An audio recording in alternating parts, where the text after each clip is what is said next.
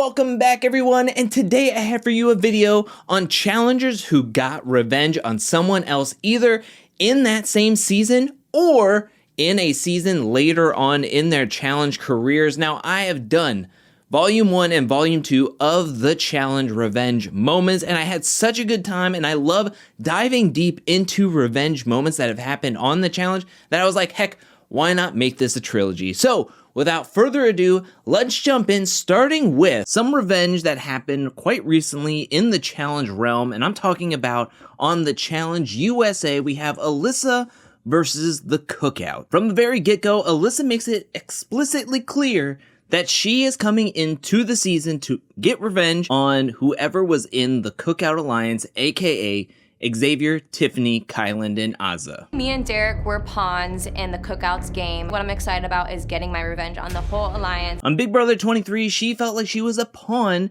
in their game as Xavier went on to win the season. And so coming into the Challenge USA, this season gave her a unique opportunity to get her revenge. After having a hand in getting Tiffany sent into the elimination in episode 2 where she was sent home. Who would you put in if you were me? Cash on Tiffany. She knows how to lie. She knows how to manipulate people. To them being in power alongside fellow Big Brother 23 alum Kyland, and with that power, she wanted to take her shot at Xavier, who was paired up with Shan in episode 4. Do I feel bad? A little, but he did the same thing to me. Welcome to the club, buddy, I guess. Alyssa did not back down, and she took her shot, sending in Xavier and Shan to face off against David and Justine in a puzzle elimination. And Alyssa got exactly what she wanted, which was Xavier being eliminated from the season very early on. I'm still rich, y'all broke, and y'all are stupid. Love you, X. Now, it wasn't mentioned much on the Challenge USA episode 4 edit, but I have to assume that Kyland felt some satisfaction and some sense of revenge from Xavier leaving the game this early for how things ended on Big Brother 23 between him and Xavier when Kyland was voted out, and Kyland took things a bit personally, bringing up Xavier's nephew. Kobe thing, raising him to be a man, and Keep talking about my nephew, guys. if your nephew has nobody to look up to. Let's move over to season 25 free agents, and I have a handful of revenge plots that I want to talk about in this season specifically. Let's first bring up Laurel versus Teresa. Early on in episode 5, we have Teresa wanting to take a power move and a shot at Laurel. Laurel was her biggest threat, and really the biggest threat in the game on the women's side, and Teresa was pushing hard for her winning squad to vote in Laurel. I need to make sure she gets out of this house before she tries to get me out. After some convincing, everybody agreed that Laurel was the right move to do. However, when it came down to the votes, Teresa somehow swapped out her vote for Laurel to then voting for Jasmine. And I'm sorry, Jasmine, my vote's for you. It didn't matter as Laurel was going to be sent into the elimination, but Devin noticed what Teresa was doing, had a conversation with Laurel, who instantly put Teresa's name on her list and in her notebook of somebody who not to trust and who she wants to take out before the finals. Jump all the way to the final elimination of the season where we have a draw, and lo and behold, we have Laurel versus Teresa in the final elimination where it was going to be one of them being sent home. And my goodness, Laurel got her revenge by taking out Teresa right before the finals, and Teresa could not handle it. She was heartbroken, especially being eliminated by Laurel. Losing this way to her, especially out of all people. Speaking of Laurel, let's talk about her quote-unquote best friend from that season, and that is Cara Maria. During the season, Laurel found herself as a popular person that people were looking out for help in the game, and when trying to talk to Cara Maria about all the people that were coming for her for help and how this was going to be a difficult decision going down towards the end of the season, and for her to decide who to have who's back in the game as it progresses, there was a misunderstanding where Cara and Laurel had a falling out with each other. You don't get it. You don't understand. You're annoying. Don't speak. I don't like when people do that. During this fallout, they didn't really speak to one another, and Laurel actually got really close with Jessica. This led to some feelings of resentment and tension between Cara, Laurel, and Jessica. I feel like Cara Maria and I are stuck together. Kind of sucks. We then jump to episode 9, where we have the stars aligning, where Jessica was voted into the elimination and Cara Maria drew the kill card, meaning you had Cara versus Jessica. Laurel's ex-best friend versus Laurel's current best friend, and Cara and Jessica did not like each other, and things got heated during this elimination. Grab my face! Use your anger! Use your anger! Cara took it a bit personally, and it didn't help when Laurel was rooting for Jessica instead of Cara Maria. There's my lovely ex-best friend cheering on her new best friend. Both women went toe-to-toe, giving it their all, but Cara Maria was able to get her revenge on Jessica for quote-unquote stealing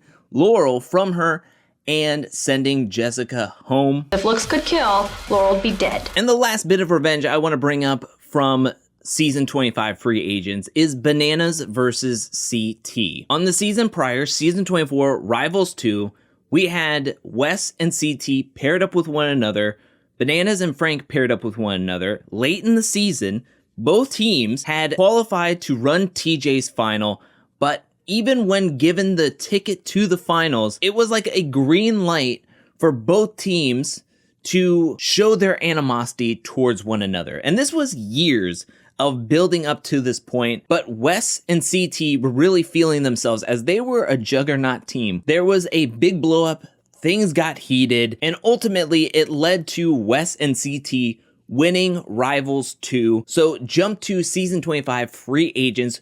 We are so close to the finals, and during the draw, we have CT and Bananas having to face off against each other in the final elimination right before the finals. CT coming into the puzzle pyramid elimination was feeling good about his chances of winning, while Bananas knew he had a tough uphill battle.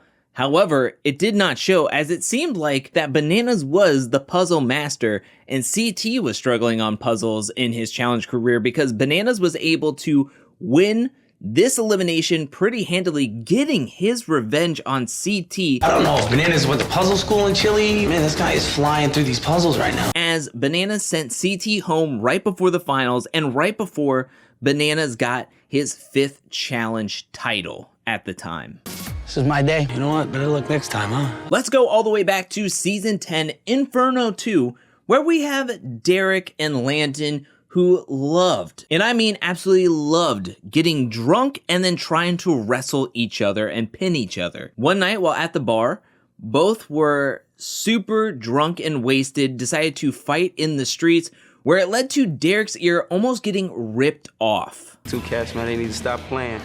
Derek was taken to the hospital to get stitches, while everybody else went back home and Landon fell asleep. While passed out and blacked out, that's when everybody decided that they were going to write on permanent marker on Landon's back. But once Derek got back from the hospital, he had something different in mind, and he decided that he was going to give Landon a haircut, or more so, a giant bald spot in the back of his head. Upon waking up, Landon wasn't upset or angry. Everybody had a really good laugh about it. What happened to your head? I know it was you. And ultimately led to CT giving Landon a new haircut and one of the challenge's most iconic hairstyles in challenge history. And finally, let's talk about in season 37, where we have Priscilla, who is looking to get some revenge on Ashley. On season 37, the vets had it pretty easy with their all vets alliance, and they were mowing down the rookies one after another. And it was in episode 8 that the vets decided to give some advice to any rookies going into the elimination that when they pick partners, you better leave a rookie team open to be picked next time, or you will feel the wrath of the vets targeting you over and over again until you get sent in. You do not pick a rookie vet team, guaranteed they're gonna be coming for your ass. Now, Priscilla didn't take this advice lightly, as this advice didn't seem to be helpful, but more so of a threat. And Priscilla doesn't take lightly 2 threats. After being sent into the elimination and winning with her partner Jeremiah, it was turned over to Priscilla to have the power to pick her new partner. And this is where she called out Ashley and her quote-unquote advice. In deliberation, something was said. It seemed more like a threat than advice. I don't like threats, so let the games begin. Joshy, come down. And says it's time to play, as she stole Josh from a vet team, meaning that there were going to be no more rookie teams left in the game, throwing a wrench into the vets' plans, making it more difficult for the vets to look after each other. But this isn't the end of this revenge story. We'll see who gets the last laugh. As we see in episode 10, Priscilla was compromised by the winning cell. She had to pick somebody to go up against, and she decided she was going to pick her rival from the season, Ashley, to go head-to-head against. She's an amazing competitor, Ashley. Unfortunately, when Priscilla picked Ashley, it wasn't going to be just Ashley versus Priscilla. It was going to be Priscilla versus Ashley, who was getting help from all the vets left in the game. Red, purple, green, red, yellow. Red, purple, green, red, yellow. And Ashley went on to have the last laugh in this revenge story as she won in the elimination in episode 10 against Priscilla, sending Priscilla home. But that is it for this video. What'd you think about this list? Let me know down in the comment section below. Which revenge moment is your favorite? And is there a revenge moment that I haven't highlighted in this video or the other 2 volumes that came to your mind while watching this video? Let me know down in the comment section below, and let me know if you would like a part 4 of this revenge moments. Thank you so much for watching, and I want to give a special shout out thank you to everyone who supports me over at patreon.com/angelcakevids. Thank you for your support, thank you for your generosity, thank you, and thank you to everyone who is watching this video up to this point. I'll be back really soon with more challenge content, more content in general. But until then, peace.